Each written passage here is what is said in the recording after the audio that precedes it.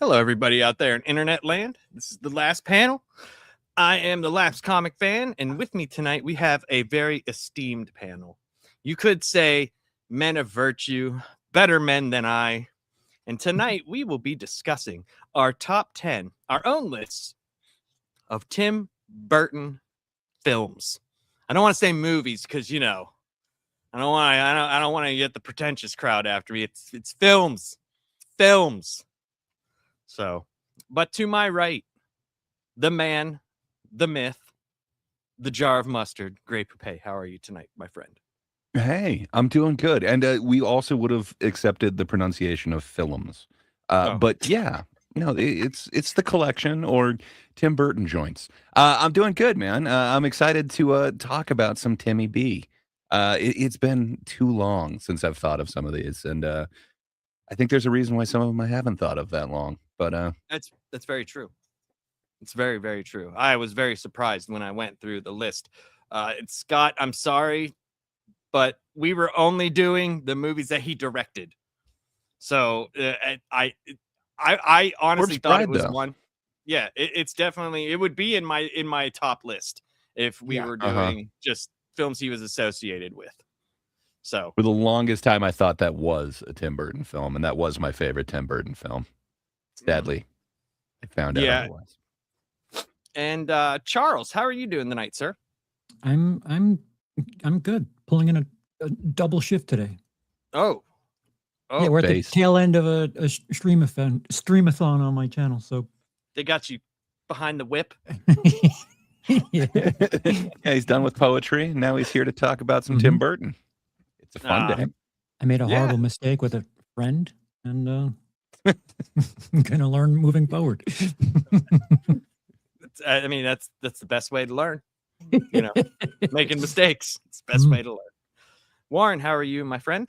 Oh, I'm doing good. Been a long day. I've been up since 5 a.m. because I had to do a sale today. But aside from that, everything's going good. Well, that's good. I mean, you know, I had a very long day as well, and I'll tell you guys about that a little bit later. But Bob, the man that keeps the channel going, it's Bob from Bob Loves Movies. How are you today? Yeah, something like that. But yeah, I'm doing good, man. It's always good to be here hanging out with you guys. You know, sometimes I forget that it's Friday because all my days just kind of blend together now.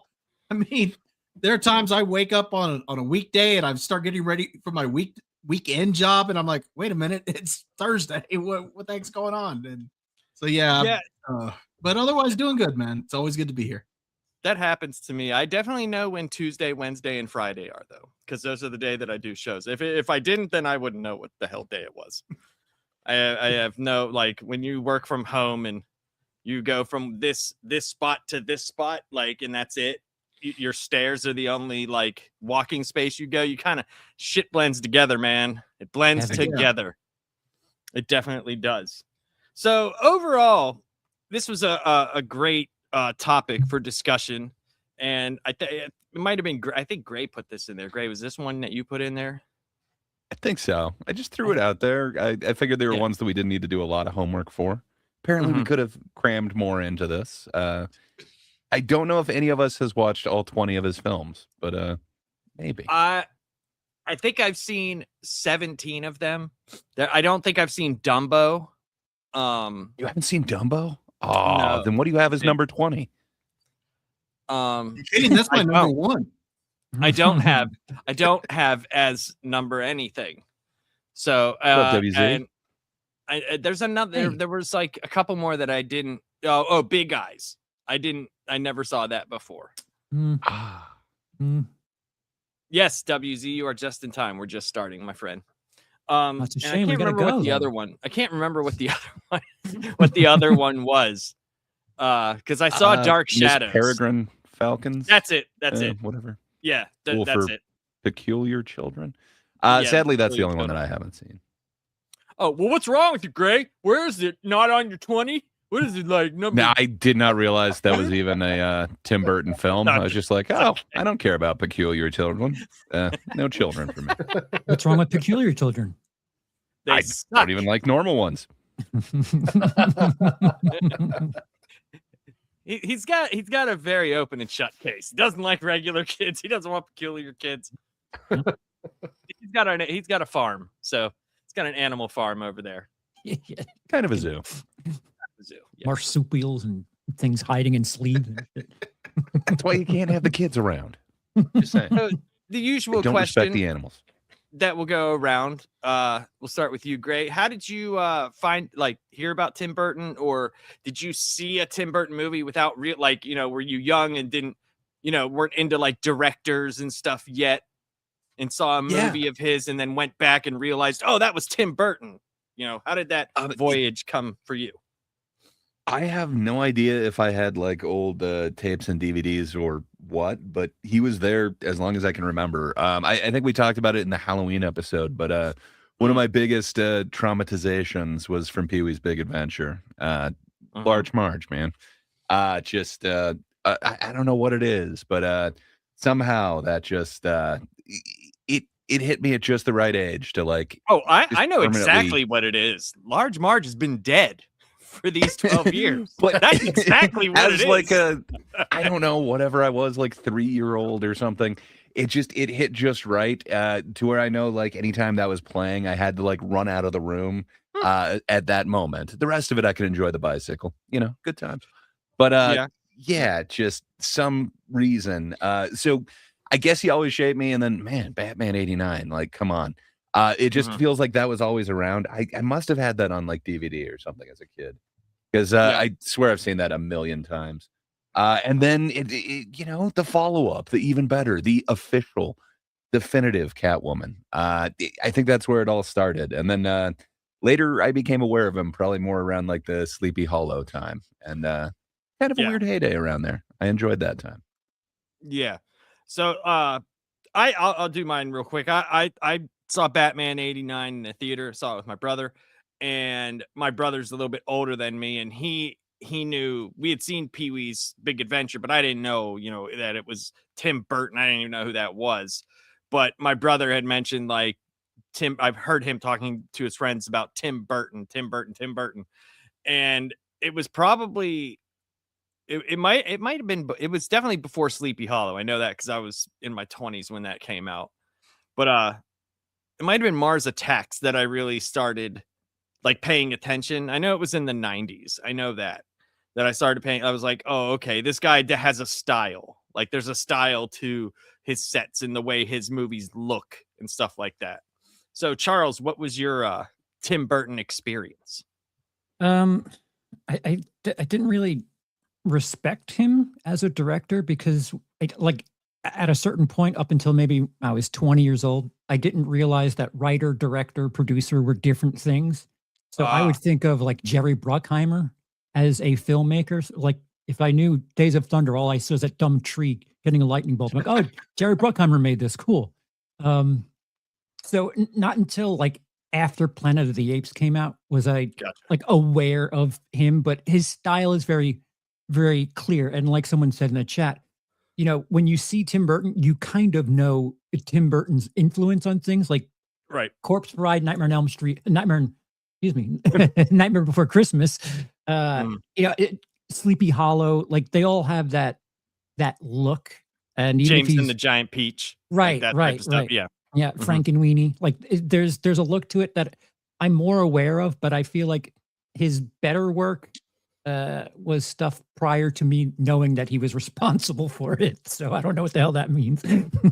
No, I know what you mean. Like before you like knew, you saw his movies, but you didn't. Like you said, you weren't really paying attention to who it was. Right. But once you found out who it was, you were like, oh, I like his stuff. That I knew before I knew who he was, like those movies. I know exactly what you mean. Why can't he be the thing that when I didn't know him? Can he go back to being that, please? Yeah, and I liked Sleepy Hollow, but like I felt like that it's convoluted as all hell. It is. Like let's just be, but for me it was just fun to see, and it was fun. But after that, to me, it felt like it was just like what is he doing? Like when you start getting into the Alice in Wonderland and like I'm just like, all right, dude.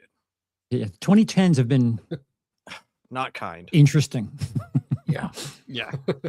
Warren, what was your Tim Burton voyage like?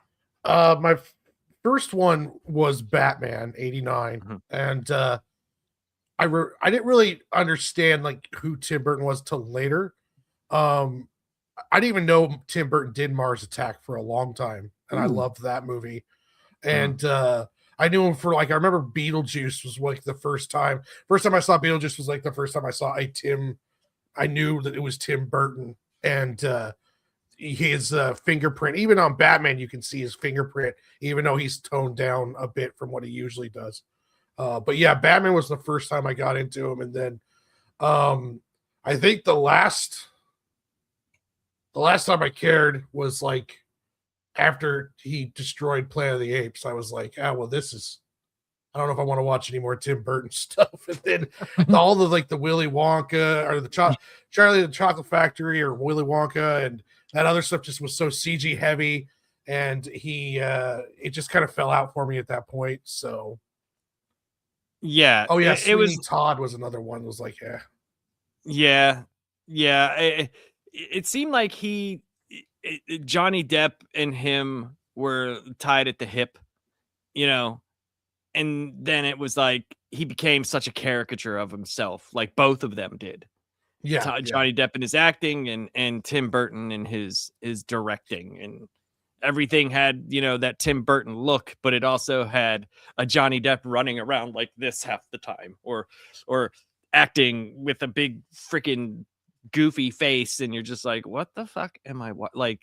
For a while there was like every time I saw Johnny Depp in a trailer, I was like, oh, is Tim Burton making a new movie? Yeah. So Bob, what was your Tim Burton experience? Well, I guess the first thing that I was ever introduced from Tim Burton would have been Pee-wee's Big Adventure, but I didn't know that it was a Tim Burton film or anything like that. It's too young to care. I think the first time I ever knew of Tim Burton though as a director would have been Batman '89, and that was simply because I remember my mom bought me like a behind the scenes booklet on the making of Batman '89, and I remember seeing the pictures of this guy with this hair that was coming out all over the place, and I was like, "Who's that?" And, and I'm reading the captions on there. It says director Tim Burton and whatnot, and so I was like, "Oh, so this is the guy who made the movie." And so from there, I kind of started getting like an interest in his movies, because then, I think Edward Scissorhands came out the next year, and I was like, oh, this is the same guy who did Batman, and of course Batman Returns and whatnot. So I started getting an interest in it because of Batman '89, and again, it was only because of that booklet. If I hadn't seen that booklet, I probably wouldn't have put two and two together that these other movies were by the same guy.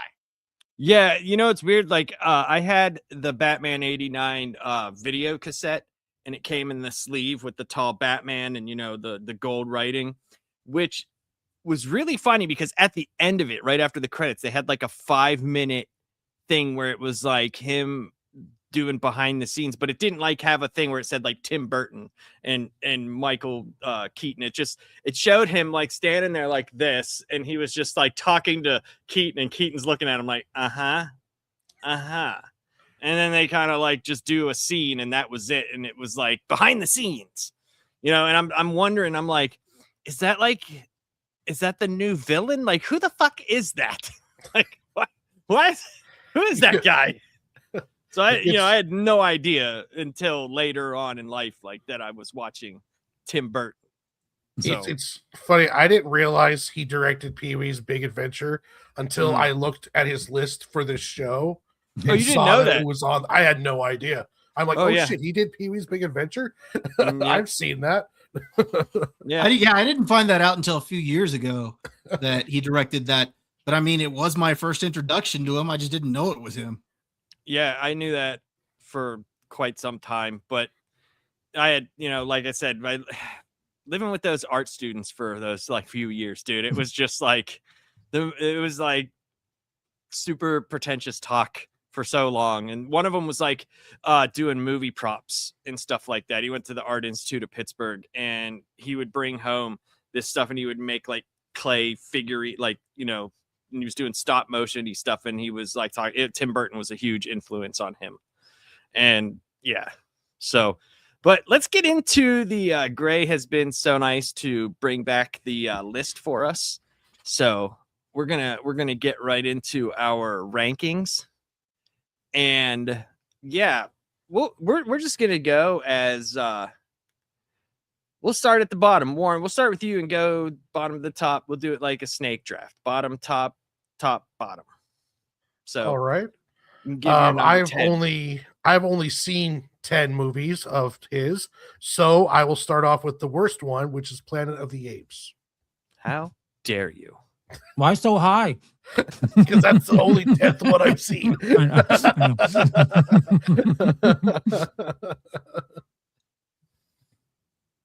Yeah, there's not much to say. It's Marky Wahlberg in Planet of the Apes with Tim Burton, and it just was a terrible combination. It's who? Marky Wahlberg. It's Marky Wahlberg playing a Charlton Heston role with Tim Burton directing, and it would have been better with Johnny Depp. So yeah, it was just terrible all the way around. And I'm a big fan of the old school Charlton Heston Planet of the Apes movies. I think they're amazing, all 5 of them. And yeah, that was terrible, absolutely terrible. Yeah. All right. Well, Bob, what's your number 10, sir? Hold it one second. Warren, did you say that was your number 9? Did you say that you'd only seen 9? No, I've seen 10. That was my number 10. Okay, my bad. My dog was barking right as you said. I'd only seen a number, and then my bad. So sorry, Bob, I interrupted you. Hey, great. If you want to do this, since you have the list, it might be easier since you're keeping track of it. If you just want, you can call out whatever order you want to go in is fine with me. Ray, perhaps your You're doing dog a is great trying job. to tell us that it voted for something at number 10, and maybe you should pay Oh, he attention to your does. dog a bit more. My dog is a big fan of Beetlejuice, Well- but he is wrong. The dog, Charles, what we don't know is the dog is actually very excited to tell us what he voted for. I mean, Frankenweenie That's comes fine. in second for him. But I'm sorry. You were doing a great job, Lapsed. I think you No, called you're on good. Bob, and I think that was a good choice. I'm going to stick with your leadership. All right. Well, in that case, I'm going to go with Big Fish at number 10. There you go. That's one of those that when I think I've seen it once, maybe twice. I remember kind of liking it, but I've got it at the bottom of my list because I've only seen it once. So, but I remember liking Ewan McGregor's performance in the film. So, Mhm.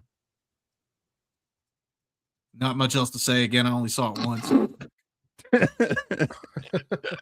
Well, fair enough. Laps, sir. What about you? What what would be My number your 10 is bottom list? Frankenweenie. I changed it because I remember I like Frankenweenie. When Charles said Frankenweenie, I was like, that's right. I totally forgot. I overlooked it. I actually like that movie, and we watch that movie usually every Halloween. We didn't do it this year, but I like that movie. I think it's a good animated movie, and it's got really neat characters, and it's a lot of fun. I've got it at 11. If we included his live action short, I would have that higher up on here, man. I'm a fan of the Frankenweenie. Mhm. But Charles, sir, Yo, what do you have on the bottom of your list? I have another big movie, but it's Big Eyes. Ooh, Christoph Waltz, right? Yeah, and Amy Adams. So what last is that movie? I don't know. That's one of the 3 I've never seen. So it's about a painter that has a specific style, and it's You'll never someone guess else. what it is. He draws big feet. True. And someone copies it or just outright steals it, and someone gets famous. It's like the most reserved Tim Burton movie perhaps ever. Certainly in the 21st century. It's the closest thing to, I don't know, being normal in the last 20 years, where it's just like, oh yeah, you can do things that doesn't really need to be all gray and stop animation and like it. I forgot. I'm sorry. But it was, I like everyone else. I have not seen all 20 of his films. So, I've only seen, 13 or 14, but I still kind of enjoyed this and had optimism, because I think this was the movie he made after Alice in Wonderland. And I was like, please stop adapting things because it was after Charlie, it was after Planet of the Apes, and little did I know that we were getting Dumbo and no, that's not fair. It's Dark Shadows that was coming out shortly after that too. So that was so bad. So if only to encourage him to do normal stuff, I would like to say Big Eyes at 10. Gotcha. And do big breasts. That would have been a great movie. He's got a certain style to his art. Sydney Sweeney, there's your lead. You're welcome. Well, if he ever does a sequel to Big Eyes, that'd be perfect. So, I gotta be honest, I've got Big Eyes at 13. There's a couple that I thought were just a little bit better, but I know what you're saying. And I got Frank. Can you prefer to lie, please? So we're close. Don't be honest, just lie. But yeah, as for me, my number 10, it's kind of just that I think there's some that are a little bit better, but I actually love this film. It is campy, it is weird as hell, but it is like kind of perfect for me, and it's one of my favorite couple of Nicholson performances. It's Mars Attacks, man. That for me is my number 10. It is. I have some that I like a lot more than it. What can I say, man? There's some great Burton films. All right. And I will fight you on it. I'm telling you, I love Mars Attacks, but there's a couple that just do a little bit more for me that are a little less camp. But this is the perfect level of camp. Once it gets to like, I don't even know what you'd call like Charlie and the Chocolate Factory or Alice in Wonderland. It's way too beyond what you call them like, shit. That's what you call them. But Mars Attacks, it is like perfect amount of camp. Like it is just, it works for me. It is exactly what I want. It is what those like comics and trading cards were. Like it just, I love it. You know, I was really hoping that they were in Charlie or Alice in Wonderland. They were really going to pay off that side saddle scene, you know, like she can't ride side saddle. She can't do it. What the fuck? Alice in Wonderland, everyone. Oh, right. Yeah, I've seen it. I don't care to remember it. Yeah, it's stupid. That's my problem. And she like after she's done with the Wonderlanding, because it's Underland. She comes back and like in front of all the the posturing people, she's like, "This is what I do," and she does this like stupid dance, right? And they're all just like, "Whoa, oh, I never." And you're like, "Oh Jesus, this movie sucks."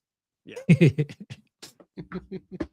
Well, as long as you're saying movies that suck, Lapsed, why don't you give us your number 9?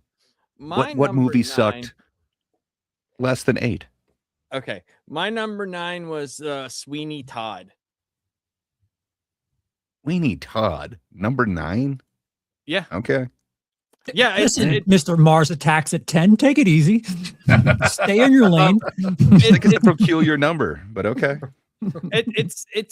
It's an okay movie. I just didn't, I don't know. I think I was Johnny Depped out by that point in his movies. Like, and I thought it was still a cool movie, but there's some things that just don't need adapted.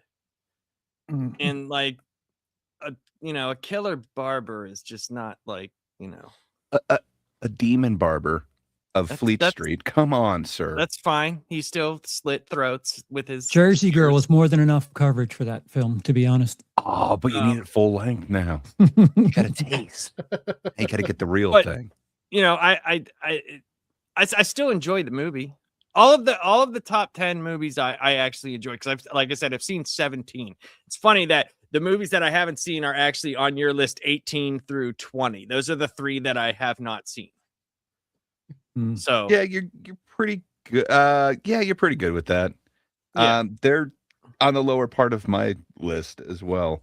Well, Lapsed, I appreciate that. I'm just giving you shit by giving it number 9 because that's also my number 9. You know what? What can I say? It's a good musical. And you're wrong. Okay, it might not be to the levels of Joker Folie à Deux, but yeah, what can I say? Now that shit farther of Fleet Street. It's great. I'm the only person for exactly who can have the same number as you, and you tell me I'm wrong. Yeah. But It is for the reason that Charles mentioned. I fell in love with this musical because of Jersey Girl and that weird scene that not scene, but everything that leads up to the performance that they do in there. So I don't know, it just kind of always had a soft spot in my heart. And once I finally saw this months after it came out, it was like, oh, that was okay. All right. I like this. So yeah, I also have it as number 9. Say, Bob, what do you have at number 9, sir? I'm going with Pee-wee's Big Adventure at number 9. This is one of those I have not seen since I was a kid, but I remember liking it. I mean, the story of Pee-wee going off to find his bike and whatnot. I mean, I ate it up as a kid. I couldn't tell you much about it now because I haven't seen it in so long, but I do remember specific scenes. Like I remember him in front of the Alamo and whatnot. So yeah, I'm gonna put Pee-wee's Big Adventure at number 9. You put it in the basement of the Alamo. That's where you put that. Wow. That's just damn reference. Okay. No, it's a great reference. I got it. I'm just gobsmacked at Bob's choice. But Warren, part of it is because I've only seen like 11 out of these 20.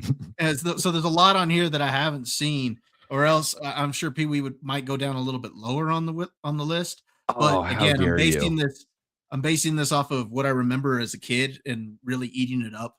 So I think legally Pee-wee would like to avoid have things going down, especially in a theater. Possible. That's well. On that note, say, topical. Warren, what's your number 9? Now, reminding, I've only seen 10 movies of his, and it is Pee-wee's Big Adventures number 9. And I find as a kid, I liked it. As an adult, I find it disturbing. So it's number 9. See, and that's why I'm not going to watch it as an adult, because I don't want to find it disturbing. It just feels a lot more weird and creepy. And I don't know. No redeeming value? You got a Phil Hartman performance in there that's legendary. The tequila performance that he does on the bar is probably the only thing that I probably fondly remember of that movie. Come on, the Alamo, the aforementioned Alamo. I blanked fine, out. I'll record it, but I will disagree with you. Charles, what is your number 9, sir? I was feeling a little bit bad about things, but maybe not. This is going to be an odd night, I think. Number 9 for me is Edward Scissorhands. That low? Wow. Yeah. Or how dare you? I don't know. It's again, when I originally saw it, I was a kid and I didn't really get the vibe of things. It could be like the inverse of what Bob was talking about, because I haven't really appreciated it as an adult as much as I did as a kid. And I've only watched it twice total. But when you go back and watch Edward Scissorhands 25 years after it's done, and you know what Burton ends up doing after that, it's like, oh, the early stages of him doing this stuff, and it doesn't hit the same way. I don't know why, but it just doesn't hit me the same way another 8 movies do. Wow. Okay. Fine. I think that's a weird choice, and you went way too low. I guess I'll start out the 8s. I went Edward Scissorhands for kind of the same reasons. I don't. Number 9 is way too low. Let's put yeah, what can I say? I'm an ass. Yeah, it's a lot of the same reasons. I just think what he's able to do, especially with the exact same actor being multiple kind of variations of this character, I think he gets it much better much later. So I don't know. It doesn't seem to hold up that magic that I thought it had as a kid, but apparently it had a huge emphasis on me subconsciously. I don't know why, but as a teen, I always wanted a van. I mean, I was in a band, so that was kind of necessary, but I wanted it to be painted black, and then I wanted flames to be coming out of the back window. Up until somebody pointed out, you mean like in Edward Scissorhands? It's like, what? No. And apparently, maybe yes. I think it's subconsciously implanted on me. I never ended up going through it, but still had the Chevy Bonaventure van. It was awesome. So, for me, number 8. Okay. Bob, what's your number 8, sir? For me, Beetlejuice. 8. Yeah. Again, I'm going off of what I've seen, but I actually enjoyed Beetlejuice. I had a good time with it. I don't think it's like a great movie or anything, but I think it is heavily carried by Michael Keaton's performance. And just seeing him back in the role made it fun for me. And seeing Winona Ryder back in her role. Yeah, but she didn't Catherine do her O'Hara. famous ping pong ball trick, so I'm out. Yeah, Catherine O'Hara. So it was cool seeing these characters back. Again, it's not like a great film, but Keaton still can nail it as Beetlejuice. So I that's number 8 for me. It was interesting how they did the workaround with Jeffrey Jones. Mm. I don't know, kind of worked for me. Yep. Okay, Warren, sir, what's your number 8? I got Sweeney Todd, and yeah, I didn't. I was hoping it was a little bit more of a rock type musical, but it wasn't terrible, and it was better than Pee Wee Herman's and Planet of the Apes. So I put it at number 8. But it was kind of like an era like Lapson where I was just starting getting tired of seeing Tim Burton, Johnny Depp at that point. So it was just down there a little bit more. That makes sense. All right, Charles, sir, what's your number 8? I too have Beetlejuice at number 8. That high? Yeah. Wow.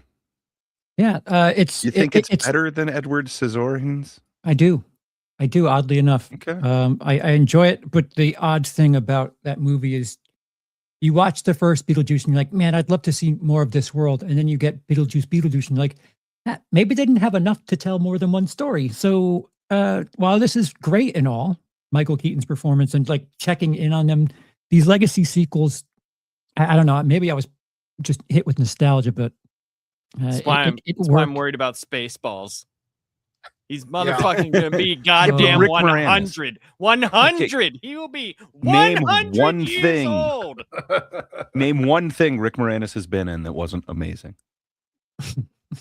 Name one thing. What was that third Honey I Shrunk the Kids movie? I don't think he was in it. They blew up the baby and he's like, I'm out. I think. Maybe I'm wrong. No, they had a different guy on the TV show. Shrunk Ourselves or something like that. Oh, okay. There might be a bad one. Fair enough. Lap, sir, what's your number 8? My number 8 is Edward Scissorhands. Zorans? Yes. I just, it's just one of those movies. It's like, it's cool, but like once you've seen it one time, I don't know how much there is in extra watching, you know, like now I've seen it a few times, but I remember pretty much most of it, you know, like where I don't need to see it again. And I don't know. It's like, dude's got scissor hands. Okay. All right. But I like the 1950s aesthetic. I thought that was really cool. And yeah. But that was my number 8. Yeah, if I'm looking for something to get from the Edward Scissorhands vibe, I'll just watch Pleasantville. I don't know if that's an accurate comparison, but I go to that movie for those vibes. It's not, and I don't think it's a bad movie by any means. By any means, like I really don't. Like I actually like the top 10 movies that I've picked. I actually like all of them. Yeah, you should. His hands were scissors. They were scissor hands. Say, Warren, why don't you lead us off on this? What's your number 7? For me, number 7 is Big Fish. It's a personal reason, really.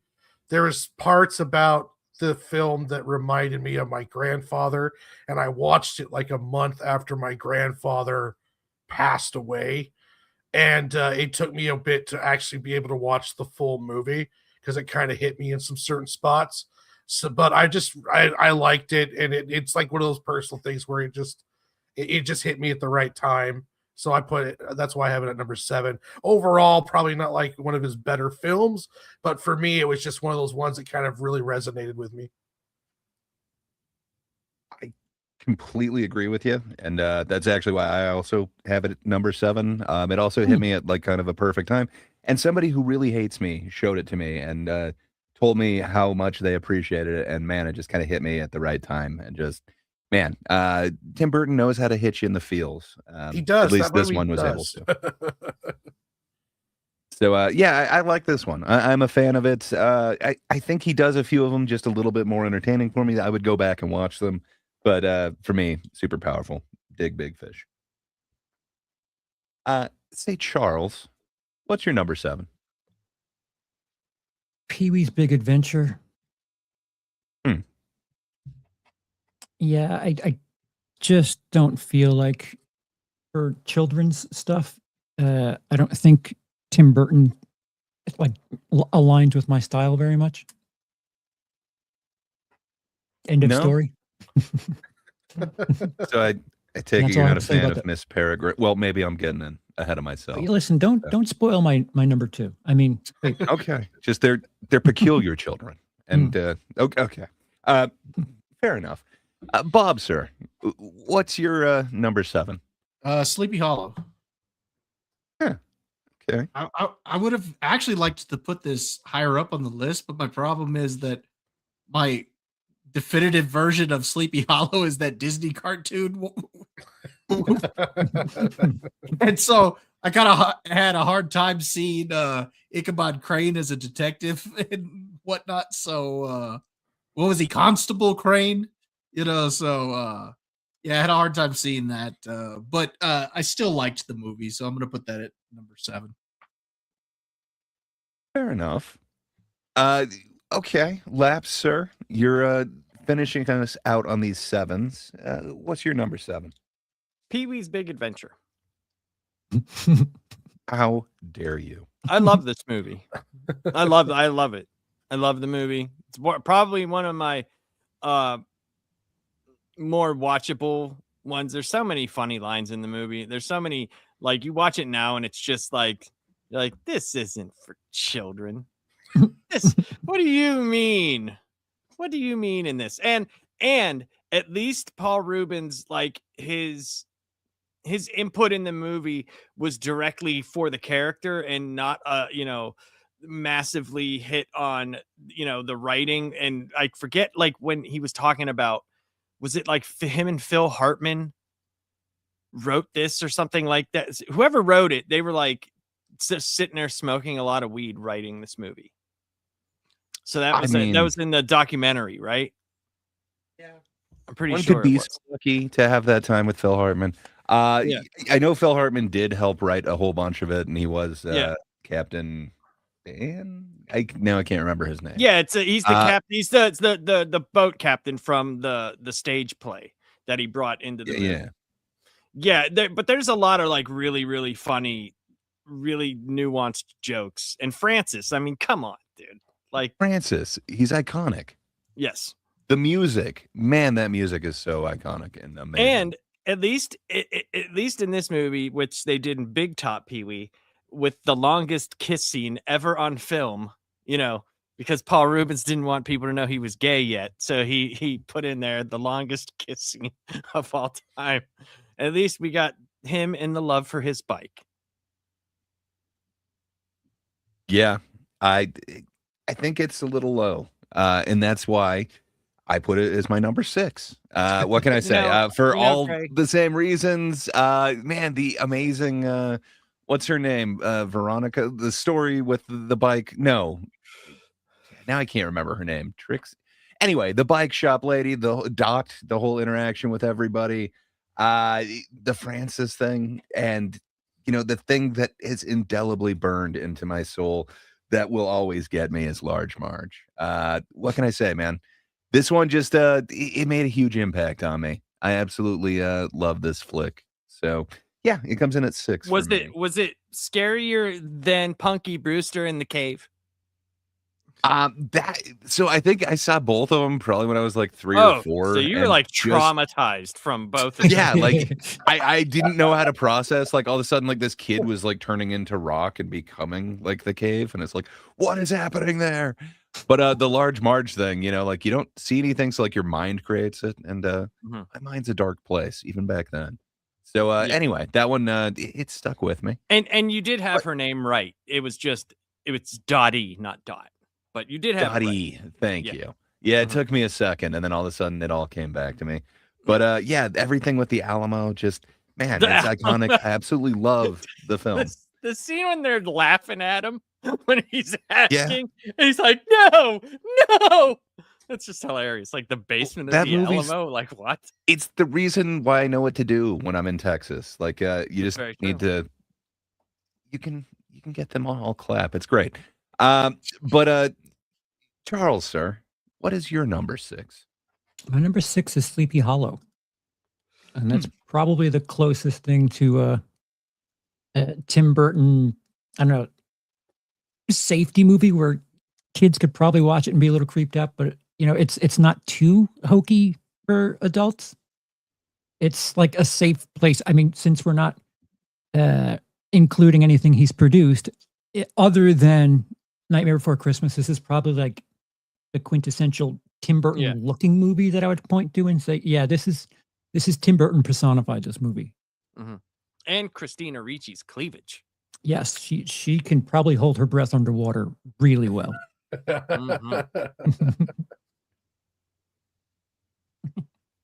Well, thank you very much for that lesson. I appreciate it. I did not know she was a good swimmer. But hey, Laps, sir. Yes. What's your number 6? My number 6 is also Sleepy Hollow. This okay.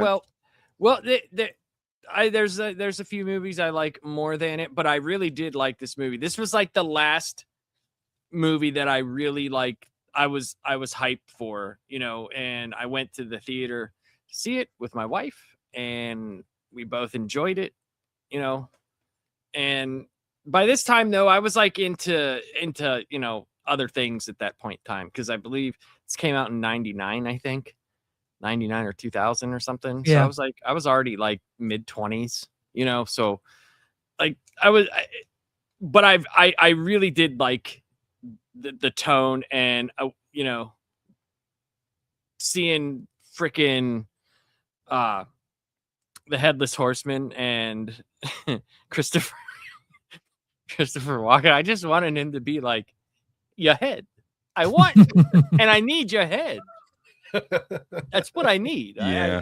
I need that head. But I didn't get it, but it was still good. It was still good. Well, I appreciate it. It seems a little low, but fair enough. Well, I mean, everything I say you hate, so it's okay. It's okay. Don't worry, he'll put it at number 5. Hate is a strong word. And do you think I'm that predictable, Bob?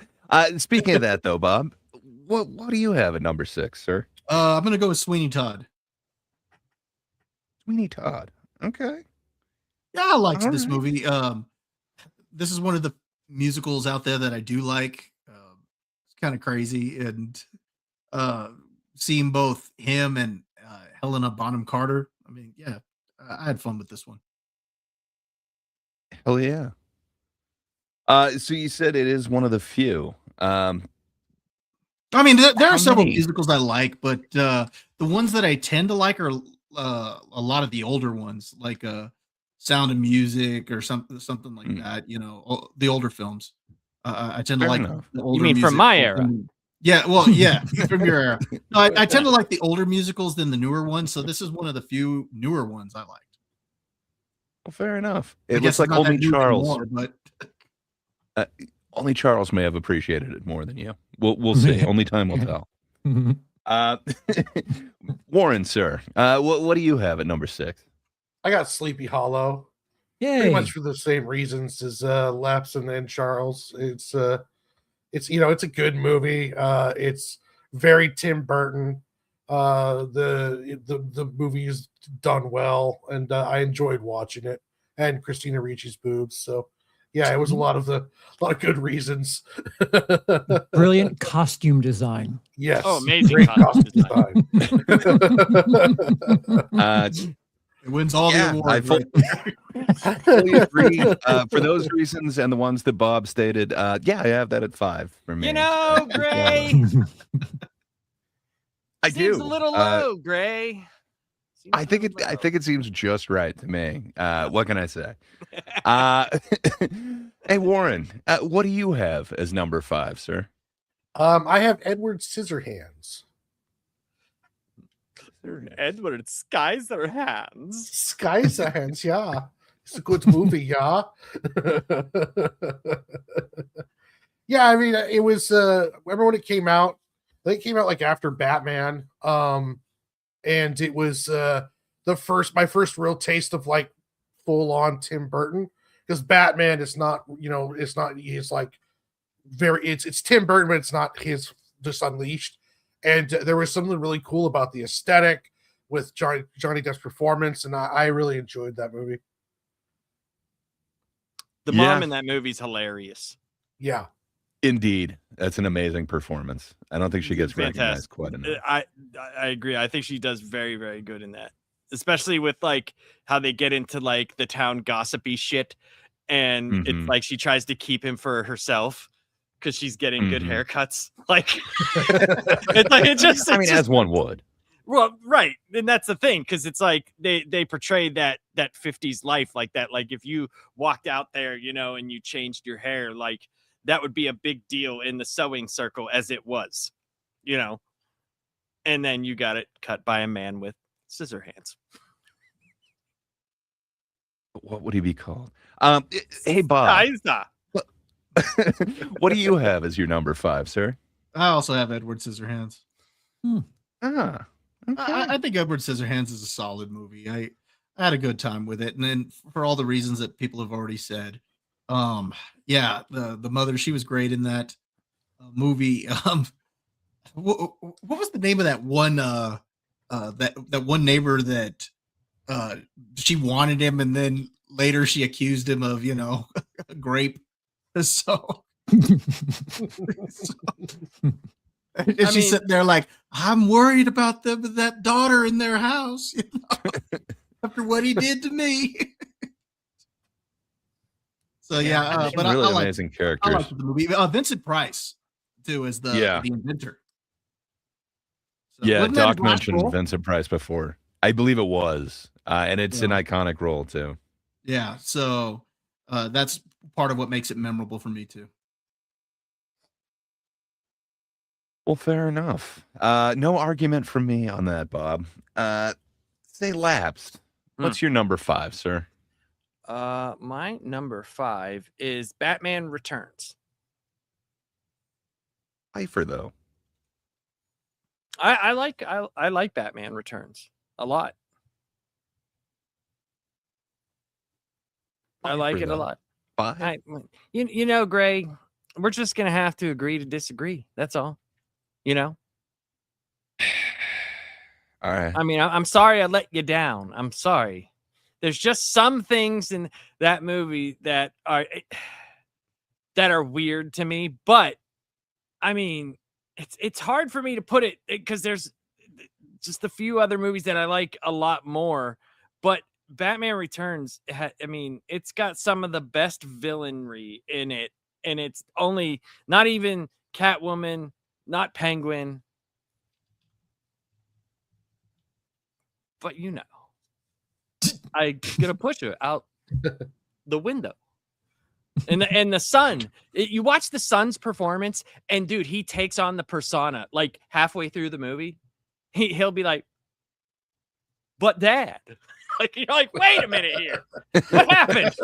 Is he directing you now? Like, what's going on?" Watch the scene whenever he pushes her out, and then she comes back, and watch the Sun, and tell me he is not doing his best walking. It's fucking gold, dude. It's gold. I think that's the most, underrated performance in the movie. I'm just saying gold, but then you give it number 5. All right. Fair enough. Yeah, that's how I work, Charles, Ray. Sir. I'm a complicated man. What's your golden number 5, Charles? Mars Attacks. Okay. Yeah, I'm not. I do enjoy the movie. It's just for me to say I enjoy this movie, and it's as odd as it is saying something, because I don't enjoy movies that are just purposefully weird, but I have a good time with it, and So many amazing performances. Yeah. There's so many good people in it too. Mm-hmm. Yeah. Just yeah, I'm not a major fan of like 50s and 60s schlock. So yeah, I'll stop talking now. Don't you Put her head on a dog. Don't you denigrate my generation of people. They were the greatest generation. Damn it, Charles. Fair enough. So this is not your type of movie, but you like it? What makes it a little bit different? For the type of movie it is, normally I wouldn't get into it, but I do enjoy it, and I can't. There's intangible reasons that I enjoy it, but I do enjoy it. I can't put my finger on it. Huh. Well, I get that. All right. Maybe that song that they play to blow up the aliens' heads. I forgot about the boxing of the aliens too. Being right. Okay, Laps, sir. What do you have as your 4? Mars Attacks. Hey. Okay. Why do you got it at 4? Well, because it coming out, it was just like I was very enthralled with Burton at the time, and I just I don't know, dude. There's something about something as campy as that, and Jack Nicholson in the, I don't know how to explain it, dude. There's just something about it that anytime it's on, it's like that and Forrest Gump. It doesn't matter where it is in the movie. If it's on and I see it, I leave it on and I just watch and I say the stupid lines to the TV, and I thoroughly enjoy myself way too much. And I know it's stupid. I know it is, but I enjoy it. Yeah, Jack Nicholson as president back then was such an absurd idea. Little did we know. Yeah. Oh, good times. Okay. Well, fair enough. Say, Bob, what you got it from number 4, sir? Charlie and the Chocolate Factory. No! High. Yeah, that high. Again, I'm basing this off of what I've seen. But I actually do like this movie. Christopher Lee is great in this movie as the dentist. I love the scene where he's sitting there with little Charlie and he's like, caramel to get caught in your braces, and he's like, lollipops, cavities on a stick, and he takes all the chocolate and throws it in the dang fire so he can't eat it. But yeah, I like Charlie and the Chocolate Factory. There's elements of it that's more accurate to the book, so for that reason, I do like it. I still prefer the original Willy Wonka, but I do like this movie, so I've got it at number 4. I respect that art is subjective. Fair enough. I'm glad that you appreciate it. Just man, no Wilder. I'm definitely not there. Okay, Watch Warren, it put it sir. I wouldn't do that over and over again. Warren, sir, what do you have as number 4? For number 4, I have Batman Returns. All right, respectable. Yeah, I mean, there's a lot to love about the movie. In retrospect, I mean, when you're talking about like comic book accuracy and what they could have done with it, there's a lot of problems that I have with it. But at the same time, though, it was coming off of Batman '89, and I do love a lot about that Batman Returns movie. And plus, Michelle Pfeiffer was just smoking hot. So I like how you get respectable and I get shit on for having it one away. How did you notice that? One away. And all I have to say is, for the fundamental truth, self-determination of the cosmos, for dark is the suede that mows like a harvest, Gray. That's all I'm going to say to you. based. Ack, ack. Ack, indeed. Say, Charles, Hey. what would be your number 4, sir? Ed Wood. Ed Wood. Yeah. Ed Wood 4.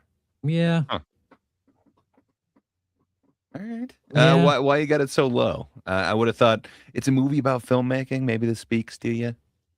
It's a movie about schlocky movie making. So I wanted to prime the pump there when I told you about how I felt about things like Mars Attacks. I hadn't seen it like until 2 years ago. And I guess all of the hype just didn't really match up to it. So I have some nostalgia that is 3 films worth better than that film, in my opinion. Lots of silence. Lots of silence here. I actually completely agree with you. For almost the same reasons. So I do have nostalgic value for it. I like it a lot. There's just 3 movies that I like a lot more than that. But, Seems a little low, Gray. Don't help. Seems a little low. I agree. But, when you see the quality that is above it, it's hard to disagree. It is my favorite of my non-top 3, if that means anything to you. But yeah, it's a great film. I love it. Just like I love the number 10. Man, Mars Attacks. Is it fair to say like it would probably be your 4th favorite? Would that be fair to say? I would say so. Like it is a runner-up for 3, if that helps put it in perspective. It's a favorite that isn't in my top 3. So we call that 4th. So whenever Gray goes Batman, Beetlejuice, Batman Returns, we'll know why he put Ed Wood at 4. I mean, it's a and strong silence prediction. Goes over the We'll see. We will see. I'm pretty sure you're right. He's gonna go. He's gonna go. Number 1, Jackie Brown.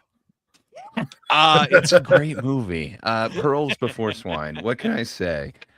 Say, Lap, since you're giving me shit, what's your number 3, sir? My number 3 is Beetlejuice. Nice fucking model. Thank you. I've been working on I all right. Even though it's, can you name a better Baldwin performance? Nope. Malice. Hunt for Red October. Maybe Hunt for Red 30. That's yeah, 2. Hunt for Red October. Maybe 30 Rock. The Shadow. Hello. Oh yeah, The Shadow's great. Where he first got his Gray? love for the steel. All right, fair enough. So it just doesn't float your boat. This ain't your type of Keaton. Oh, Justin too. Glengarry Glen Ross. How did I forget that? Well, I mean, it's He's for closers. Beetlejuice spawned a hilarious little cartoon as well, and the first season at least was funny. The rest of it was kind of just stupid, and the intro was incredible. It was like an amazing intro for a kid's cartoon. Heck yeah. And there's just, I like the movie. I like the world that it exists in. I like the unawareness of Beetlejuice himself. It's good stuff, man. It's good stuff. Warren, sir, what you got at number 3? I have Beetlejuice because Okay. I remember it's one of my mom's favorite movies, and I watched it a lot as a kid, and I really enjoyed it. It's rewatchable, and yeah, a lot of fun. I never watched the sequel because I was just like, nah, that ship's passed. But I love the original, all the performances, everything. Hell yeah. Yeah, it's got I'm sure everybody thinks of this movie anytime they hear one particular song. I don't know why, but yeah. Say, Bob, what you got at number 3, sir? My number 3 won't really be a surprise. Michael Keaton, Danny DeVito, Dumbo, easily number 3. No, let's throw Michelle Pfeiffer in there too. Batman Returns. That's my number 3. All right. Seems like you're not paying the walk-in on this one. Walken's awesome in that movie too. This is one of those movies that it's a lot darker than the first one, which is weird to say because I think the first one's pretty dark. Selena, you look well. Did you hurt yourself on that ski trip? Yeah. Is that why you came back? What he says, so good. He tries to blackmail me. I'll push her out a higher window. No. I'll just push her out a higher window. He's great in that movie. But yeah, I got Batman Returns there. Okay. It's respectable. Unless Laps were to say that, and then I would have to give him some sort of crap for that. It's very true. I like your positioning of it over where Laps put it, but fair enough. Say, Charles, what do you have as 3, sir? 1989 Batman. Okay. I realize I'm the first person to put it that low. Yeah, nobody's touched high. Batman. Yeah. Yeah. It's. I'll let it fill out after everything they said because, when I talk about why Dark Shadows is number 2, it'll all make sense. Fair enough. Okay. Hey, Warren, wait, you've already given your 3. I guess it's just me. So I also have Batman 89 at 3. You got to stop doing the same ones as me. It doesn't help my case. I think it does. It just shows that you are choosing correctly, sir. No. What can I say? I love the movie. I love everything about it. But, Batman Returns, it takes it up a notch for me. So that puts Batman at 3. And maybe you got to fight for Anna DeVito. Could it be a couple more notches? It's hard to tell. It just seems to elevate it a little bit more than this. But again, I love all of these top 10 ones. I didn't realize I appreciated Burton so much. I was thinking of Dumbo and Dark Shadows, Alice in Wonderland, and it's like I don't think I appreciate a lot of Tim Burton films. And I certainly never want to watch Planet of the Apes again. But yeah, I got to say, even though I love Batman 89 so much, it comes in at 3 for me. Well, Charles, I guess I'm going reverse order on this. What you got at number 2, sir? Selena Kyle, you fired. I think that's respectable. I put 0. There we go. Why you got it? Is it just because of Selena Kyle? And that outfit is more than enough, if I do say so. No, I'm more of a horror-brained kid, and that felt a bit more gothic. If, like someone else said, if that's somehow possible, Batman Returns feels a bit darker, a bit more gothic than the original Batman. And I feel like Batman Returns is more of a quintessential Tim Burton movie than Batman is, if that somehow makes sense. Like there's far less color. It's like a lot of grays in Batman Returns. Yeah, and you just get such good lines in that movie, man. Yeah, Blue Bloods and snow. They die easy. Why can't snow be in every Batman movie? What the hell? Mayors, they come and go. Do you think that you could go 15 rounds with Muhammad Shrek? I don't think I could. No, you can't. You can't. Say, Warren, sir, what you got at number 2? My number 2 probably would have been my number 1 if it wasn't for the number 1, and it is Mars Attacks. I absolutely adore this movie. When it came out, I absolutely love it. I love the aesthetic. I love the humor. I still laugh out loud when they put the pigeon of peace in the air and they shoot it out of the sky. I love all the acting. I just love everything about it, the grandmother, the playing of the music, making their heads explode. It brought Just the ray gun back, man. Oh, it's everything about it. I That sound. absolutely adored that film. I gotta be honest, every time I see somebody like really chewing gum, I kind of think of that film. And it's awesome.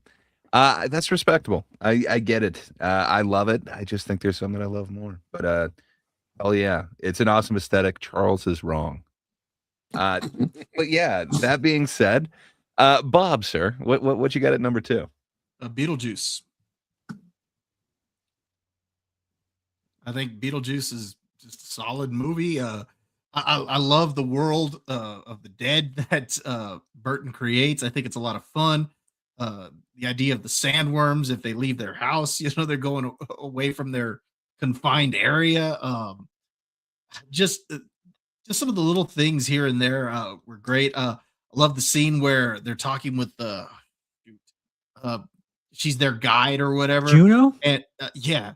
And the team is sitting there saying, "Hey, coach." I'm not your coach. He survived. And then I love it because they come right back to her at the end of that little scene, and they're like, "Coach, I don't think we survived the crash." Well, how'd you guess? So yeah, I think that's fun. Keaton's great in the movie. Love the scene where he brings them into the model, and he's trying to. And once they realize that he's not what they need, he's trying to convince them to stay. Hey, look, we shop at the same store. We got the same shirt. So yeah, he's a lot of fun. So Beetlejuice number 2 for me. Oh yeah. Lap, sir, what you got at number 2? Batman 89. Number 2, you say? I do say. I don't know if you have a model. You want to get nuts? You want to get nuts? I mean, hey, whatever. I'm a complicated man, Do you want to go 15 rounds with Muhammad Lapsed? I don't think so.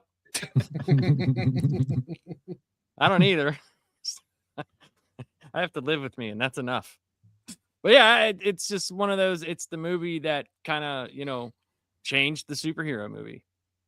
If it's not for that movie, there's no taking anything seriously at all. They at least not knowing that it could be done. It could be done in a way that is still keeping to the superhero vibe, but also you could take it seriously as well. And having major actors in it was huge. It's a landmark movie. It was. I completely agree and concur. And yeah, like I said, I think it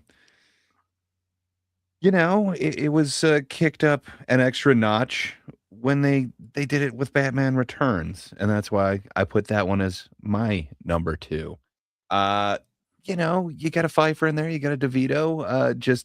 It's everything that you mentioned about Batman, but this time they made it into like Happy Meal toys, and man, the toys really go out. I kind of got them secondhand, but it was awesome. There were so many different colors of the exact same Batman figure that all had that weird clip-on cape. But this time we got like the Batwing and stuff. To me, it's the more Burton-y version of Batman. And I dig it. It is dark. I totally enjoy this. And I can't believe they let such a dark Danny DeVito Penguin go into this. But man, I'm totally here for it. I love what they're doing with the new Penguin, but man, DeVito gives him a run for his money. I guess I dig these Burton villains. The same thing with the Joker. Like, yeah, that's not the most accurate Joker, but damn, do I want to see Joker dancing to Prince? I dig Burton's weird ass ideas for these. With my race on the $1 bill. So for me, I got to give Catwoman the extra point on this one. So Batman Returns at 2. Okay, you're adding Lapsed. What you got at number 1, sir? Ed Wood. It makes sense. It's my favorite. It's my favorite of his.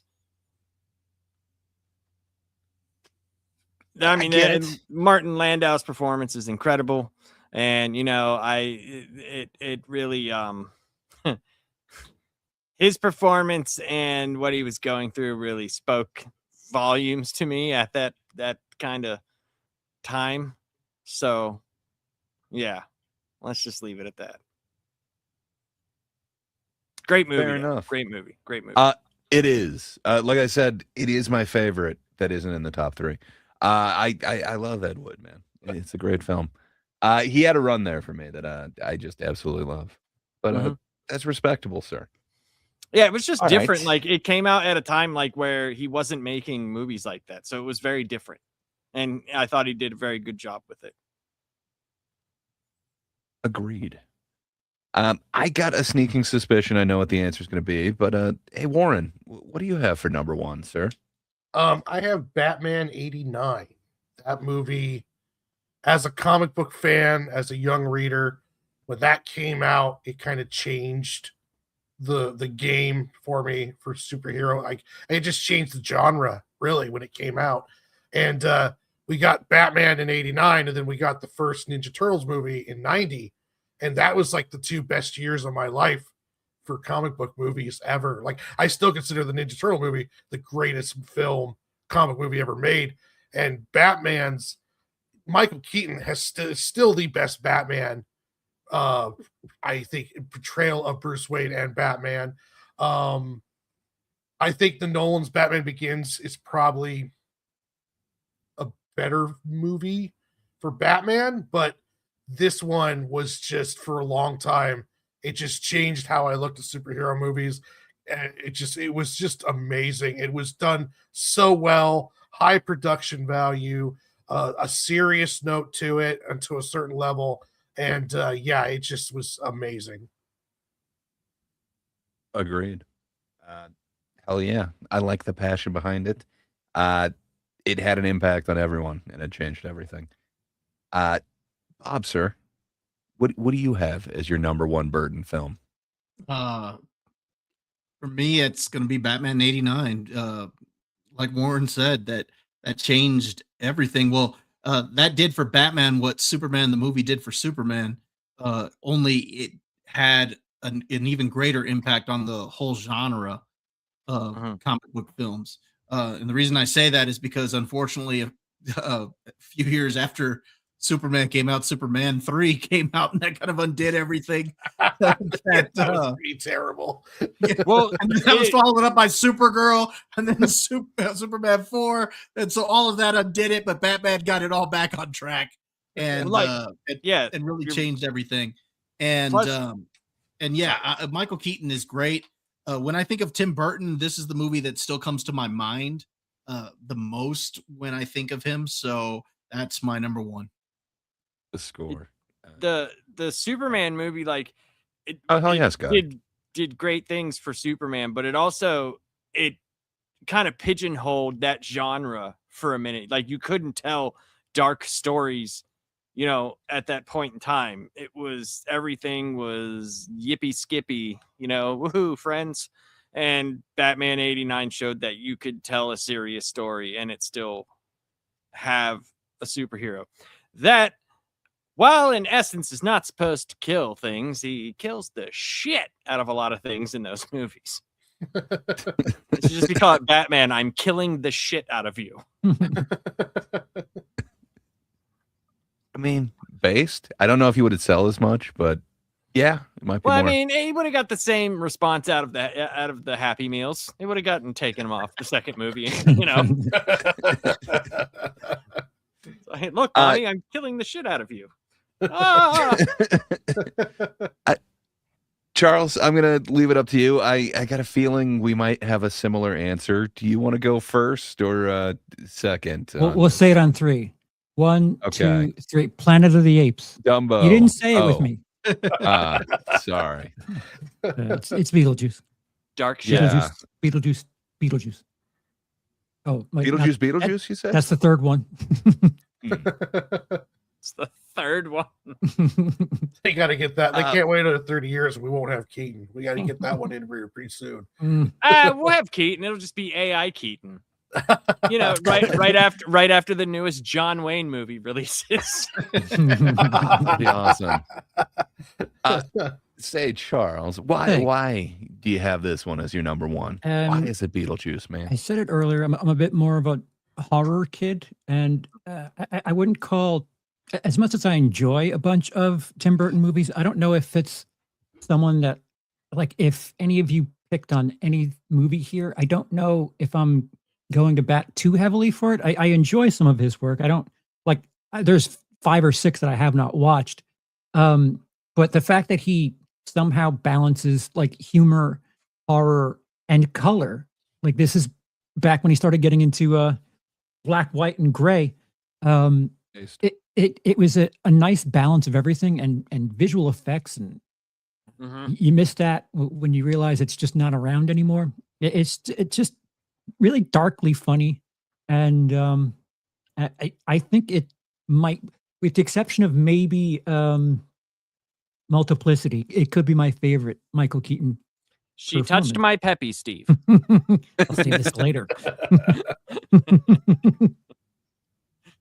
I like pizza. Yeah, I fully concur. On top of that, the score is just amazing. It is. It's awesome. It's one of the weirdly iconic roles for, again, Jeffrey Jones, who is all over these weird movies from when I was a kid. But man, and then it made me fall in love with Winona Ryder. And this is also one of my favorite Gina Davis performances. She's not doing a ton, but man, the horror aesthetic mixed with kind of how she's accepting everything, just, man, I don't know if that led to goth in the 90s, but I have a feeling they might be somewhat related. No, yeah, Gina Davis. She was hot, man. Well, that, and then mixed with Winona Ryder, I think it just propelled it a long way. Tim Burton was a perpetual hot topic, whatever. You could always get the shirts and everything. So I think he led that kind of craze in the 90s. But man, just I absolutely love Beetlejuice. It's just iconic from every single shot in it, and just the way everything is just a little bit twisted, and then the way that he kind of warps every bit of architecture, even the worms, the weird practicalness of it. But I gotta be honest, I just did a road trip. Well, I often do road trips up to Oregon, and man, every time I see one of the bridges up there, I'm just kind of stuck back to this movie. Just, man, there's some iconic things that Tim Burton did that apparently imprinted on me so much when I was a kid. Anytime I'm hitchhiking in a truck, I think about Large Marge. Anytime I'm in a bridge, I think about Beetlejuice. There's just so many things. Decapitation usually reminds me of, Sleepy Hollow. But there's, I don't know. Tim Burton just has a way. And to me, the most Tim Burton of Tim Burton things is Beetlejuice. And man, I dig it. Plus, it's like one of the first unique portrayals of like purgatory or the in-between world. We talked about it a while ago. Defending your life is an interesting portrayal of what happens after you die, and like the next step. Beetlejuice makes purgatory feel like the DMV. Quite an interesting and unique touch on the subject. Then I found $20. He definitely had the faces right. You ever been to the DMV? My God, the freak show down there. I like the size of or the length of the tickets. Now serving number 4. How he steals that one guy's ticket and he does the head shrieker thing on him. Like, then when he takes it, he's like, "Well, looks like I'm next." Everything about it is just iconic to me, man. So yeah, that's my number one film. I feel like I could drop into any scene in that and just be happy watching it. I feel like I've seen it like 1,000 times. Yet I still want to watch it again. You're right. You guys all pointed out other Alec Baldwin performances that are amazing, but still this one's up there for me. But I think this is my all-time Keaton. I agree with that. Watch Malice. His "I am God" line is pretty impressive. Actually, that whole monologue is impressive. He's if good with anything, monologues, man. if anything, it shows that a lot of his work up until, we have some, votes after, up until about like Sleepy Hollow. After that, it got a little bit, you know, Sweeney Todd was up there for us, but still, like after that, it got a little bit like, downhill from there. Yeah. To that, I put a poll in my chat. What is Tim Burton's best decade of films? The choices are 80s, 90s, 2000s, or 2010s plus. 2010s plus, 0% of the vote. Yeah. 2000s, 0% of the vote. 90s, 18% of the vote. And the 80s has 82% of the vote. So he doesn't know what the hell to do with himself after the year 2000, it seems. Yeah. I mean, that it's true. I mean, I'll tell you, like, it made, when you think Alice in Wonderland, like, and you think Tim Burton, you're like, okay, that could make sense, because it's off the wall great. Then what he did with it, but then you get like Dark Shadows, and you're like, wait, you're taking like a soap opera that was like on and during the, and you're making a movie out of it, like something that has like thousands of episodes. Dude, if AI didn't exist and someone told you that they're like, these movies are just like Tim Burtonified, you know how people are making, those anime versions Right, of a picture online, like it's just like, I asked AI to make me a Tim Burton version of this, and like that's what he's been doing the last 10-15 years. You're not wrong. That's a very good way to explain it, because like Dumbo, like fucking Dumbo, there's that one scene in the animated movie that's all weird, with pink elephants, stuff like that, and he was like, I'll make a whole movie of it. You watch. And nobody did.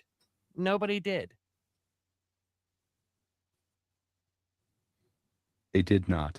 I'm trying to calculate all these to see. Sorry, it was asked. Can you tell us like what the combined score or whatever ultimate winner is? So I guess yeah, let me do that. But I'm doing math. So you guys go ahead and vamp or whatever. All right. Do you mind if you still can see it if I pull it down, right? Oh yeah. Pull it down. Okay. I will pull it down. All right. So yeah, I think with Tim Burton, it's really hit or miss. Like the poll said, it's like really hit or miss in the 2000s and going forward after that. And it's like one of those things where I think Scott said it. He said same with Kevin Smith, and that's kind of what I was gonna say.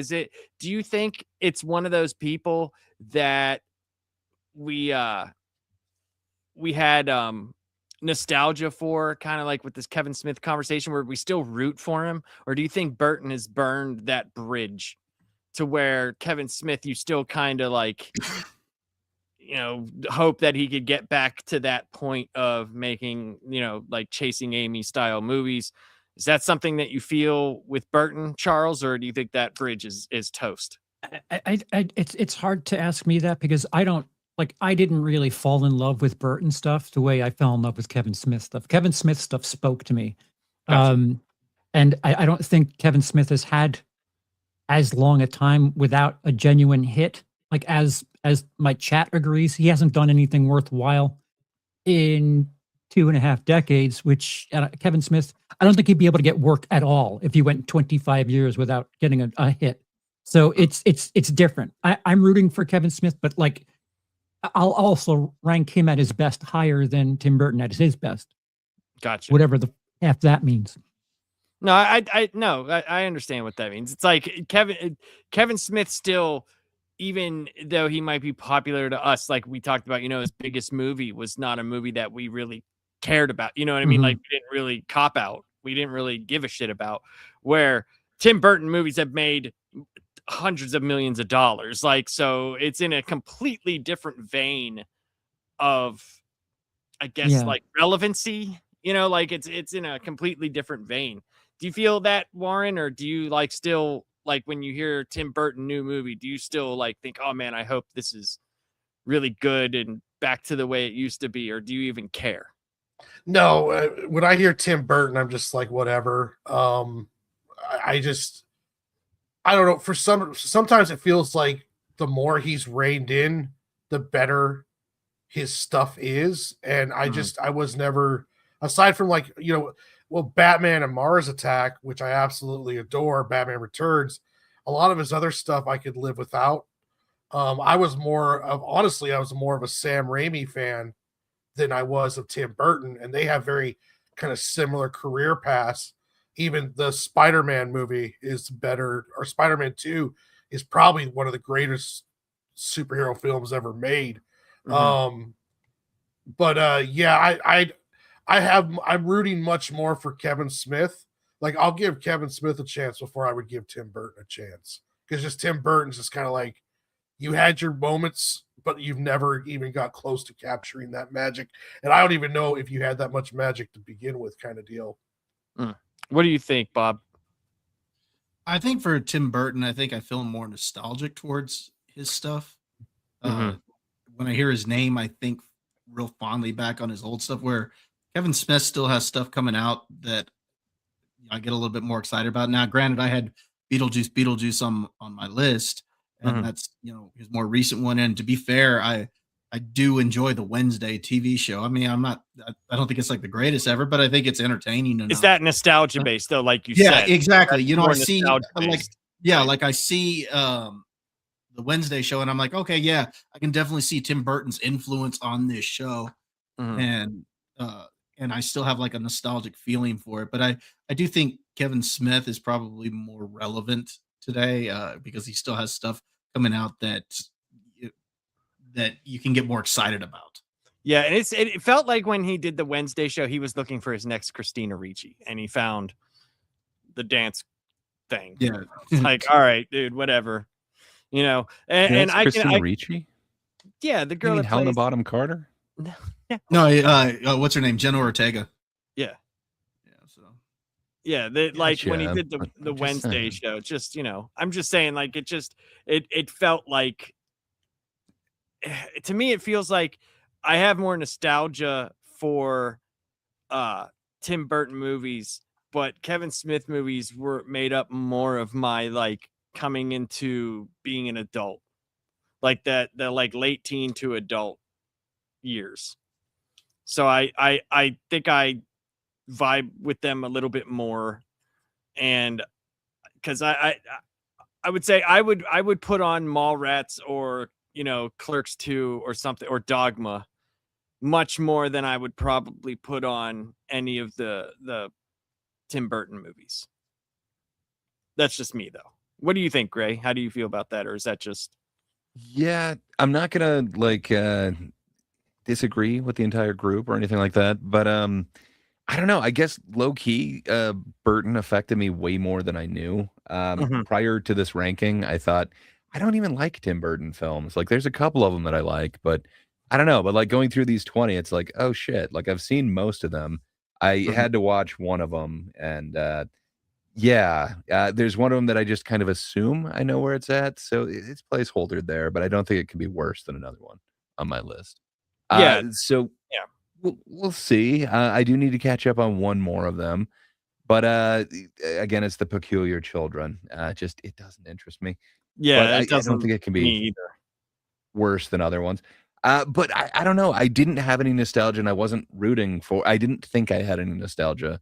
I didn't think I was rooting for Tim Burton. But man, I got to be honest. Looking at this, like how much Pee-wee's Big Adventure, Beetlejuice, Batman, Mars Attacks, like it really has kind of shaped a ton of kind of my childhood. So I don't know. I think I should be giving Tim Burton more reverence than I do. I don't necessarily root for him to succeed or fail. It's just, oh, he's doing that now? Cool. I'm pretty sure it's going to have Johnny Depp in it. Maybe now he's moved on from that, but I don't know, man. I hope he does something else good in the future. I didn't really care for Beetlejuice. I think he's done 4 films worse than that, in my opinion. But yeah, where I kind of root for Kevin Smith to finally get a big win. I feel like Burton's had a couple. I think that's kind of the thing. Yeah, you haven't seen he's had some. Yeah, I agree. Yeah. But man, has his stuff affected me way more than I thought. Like, seriously, every time I'm in like a covered bridge, like, man, it's Beetlejuice for me. So I don't know. You're not I think I should be giving him more reverence to like come out of the covered bridge on the other side. I mean, that is always a possibility too, but I'm just assuming that the car is going to go through it, and that's the end. Okay.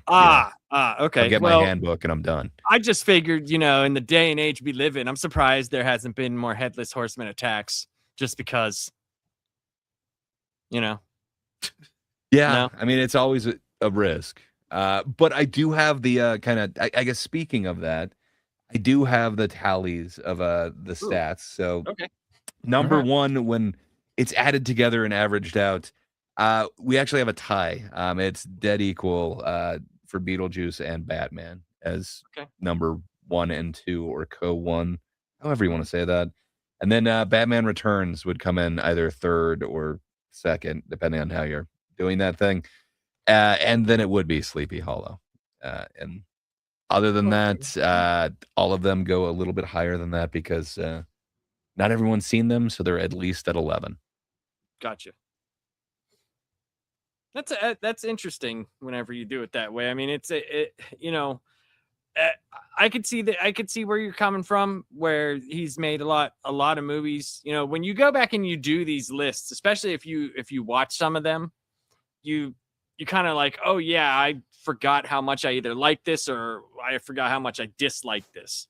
And it seemed like there was a lot more that I disliked on Tim Burton's than with Kevin Smith. And I know it's such a bad comparison, the two, but I was just doing that because that's what we did the last couple. But out of your top 10, was there any that you hated? No.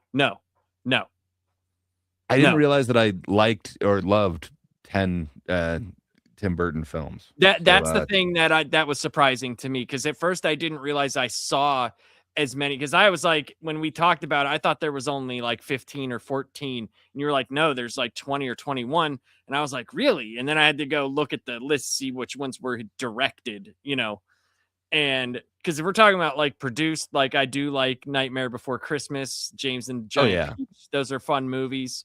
A lot of people like Nightmare Before Christmas. I mean, that has its own, its own like fan club. Is it a Christmas movie though? Sure. I guess. What's We got a really awesome comment here. He says, "When gay losers think their opinions matter." Awesome.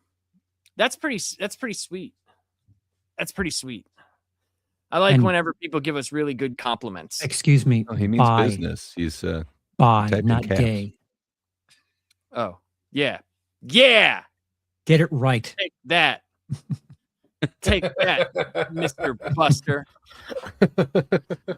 I didn't realize I was giving an opinion. I was giving the definitive list. Damn it. Yeah. Yeah. Objective. And I look at it. We're spitting straight facts here, yo.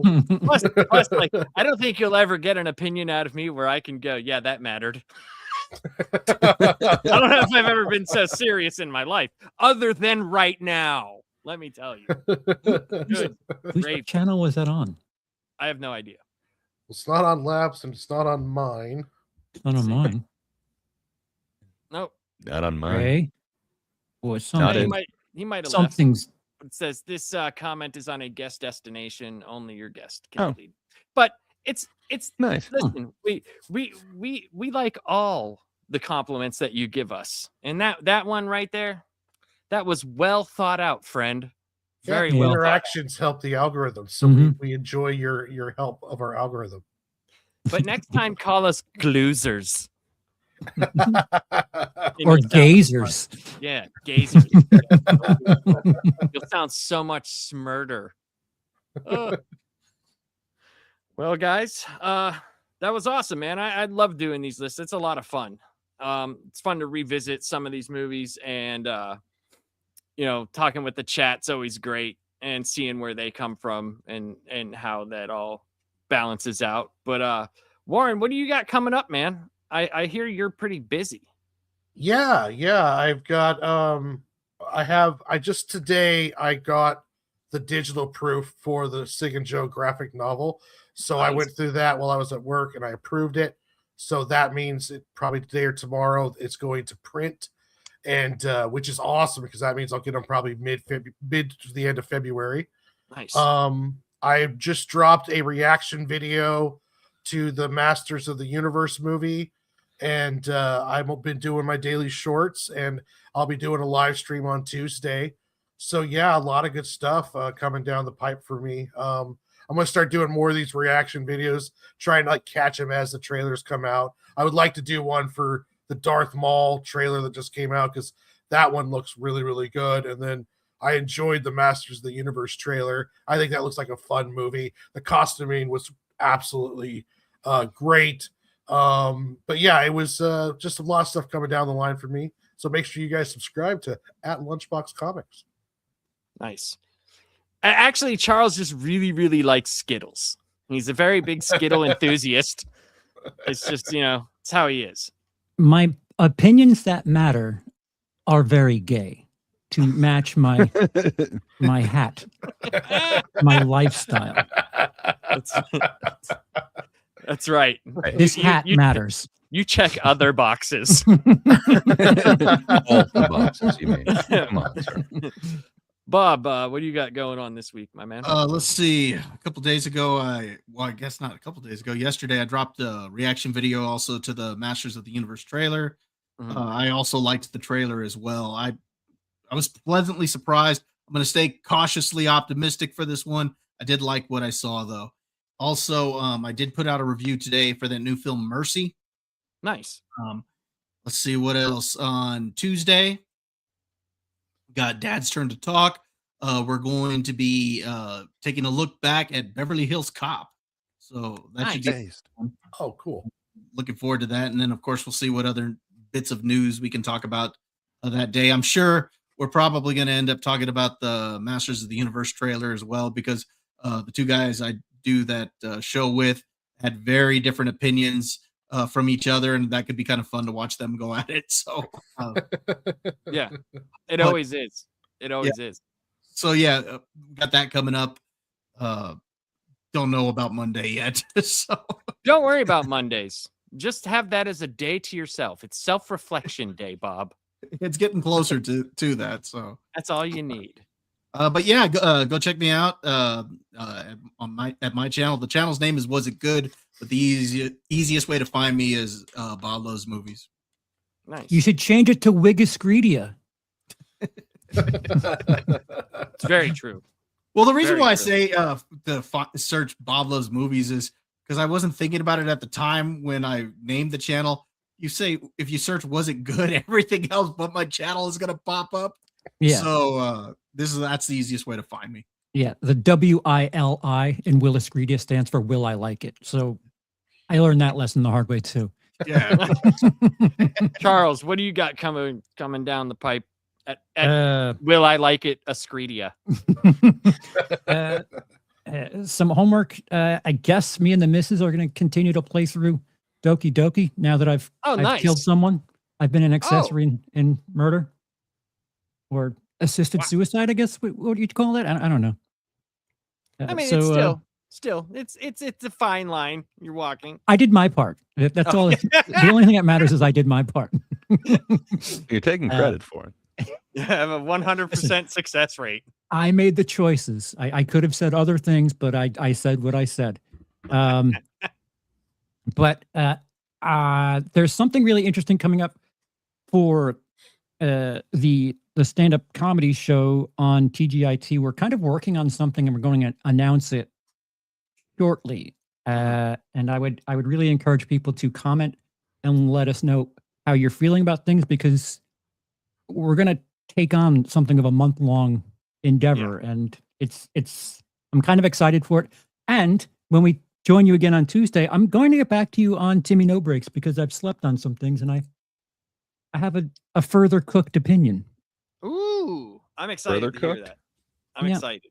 I left it in the oven for a little bit longer. I'm excited to hear about this.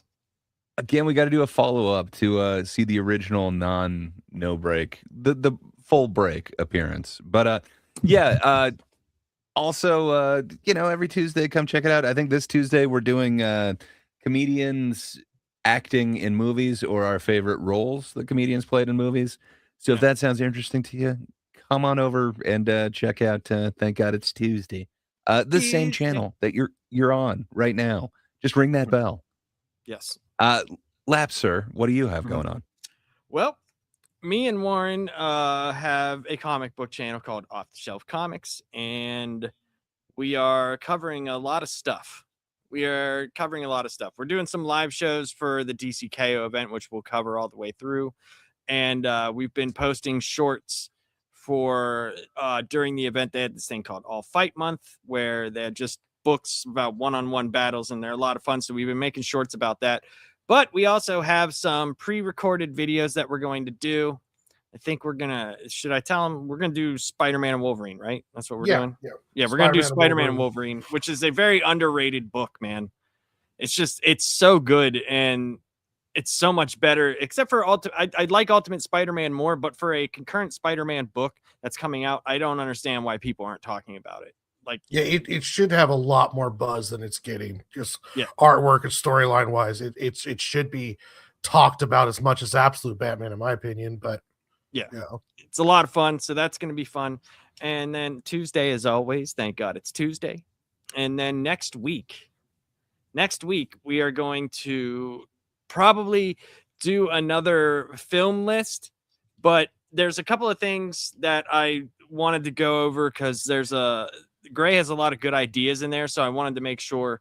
I was just so busy at work this week that I really honestly, like, by the time I was doing stuff, it was like 10 minutes before showtime. So like I couldn't go, hey guys, do you want to do this next week? But there's a couple of really good ideas I might run by you guys, see what you guys think. But I will have it up. The StreamYards are going to be up very way in ahead of time. So if you guys want to check back here, you could see what the next stream will be. Same with TGIT. I'm going to start putting those up on probably like either the day after or Thursdays. So that way you guys can see it if you're subscribed to the channel, which you should be. And yeah, that's it, man. And I really as always, I really appreciate everybody for doing this. You know, it's a lot of fun. And yeah, that's it. Everybody have a great weekend. And if you're in the snow zone, just remember, it's just cold water. Hit Very the buttons. cold water. Oh, you know what? Fine. No sleep.